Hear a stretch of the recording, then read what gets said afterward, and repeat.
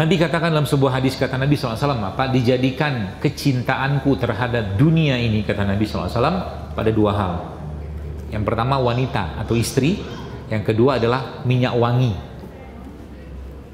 Oke, bicara minyak wangi. Hadis lain atau dalam sebuah riwayat Nabi menyebutkan bahwa tidak ada mubazirnya dalam urusan minyak wangi. Tidak ada. Jadi kalau Anda beli minyak wangi harganya puluhan juta kayak orang-orang Arab itu, dalam bab tema fikih itu nggak ada mubazirnya. Ya. Kenapa? Karena begini. Sekarang coba Anda, ini kita nggak usah bicara minyak wangi dulu deh, aroma dulu. Anda kira-kira ingat nggak aroma ibu Anda? Aroma ibunya kita itu ingat nggak? Ada khas itu. Ya kan?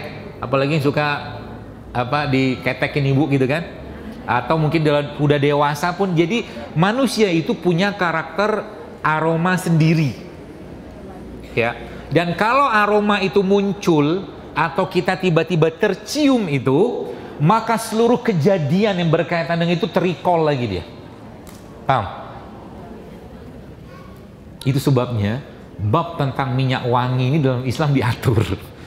Sebab kalau minyak wangi atau parfum itu terkoneksi dengan sesuatu yang urusan yang maksiat, bahaya besar.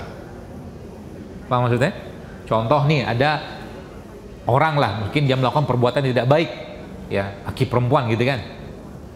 Dalam keadaan itu dia menggunakan minyak wangi itu misalkan, itu ke-recall itu. Nah maka dalam Islam itu diatur, wanita nggak boleh keluar rumah dengan menggunakan minyak wangi yang laki-laki bisa mencium aroma itu, nggak boleh. Jadi kalau ibu-ibu mau pakai minyak wangi, pakailah minyak wangi yang mahram Anda bisa menciumnya, bukan orang di luar Anda. Kalaupun pakai, ya tidak boleh orang lain mencium aroma itu, karena itu bisa merecall banyak hal. Saking luar biasanya urusan tentara hati ini kan tentara hati ini. Kita sering dengar kalimat-kalimat para sahabat yang mereka tuh berjihad, lagi perang itu, dia mengatakan begini kan, kata mereka apa? Aku mencium aroma surga. Emang mereka pernah cium? Tidak pernah. Tapi seperti itu menjadi aroma yang mereka bisa itu aroma surga itu. Makanya ada guru saya itu, dia mengatakan kalau dia lagi sholat ya, itu dia punya minyak wangi khusus gitu, yang dia pakaikan ke badan dia atau ke baju dia atau ke sejadah dia, yang membuat ketika dia sedang bertemu dengan Allah, sedang mi'raj itu, dalam keadaan sholat itu, aroma itu sangat mendominasi dirinya. Nah gitu. Itu minyak wangi ya, atau mungkin aroma ya.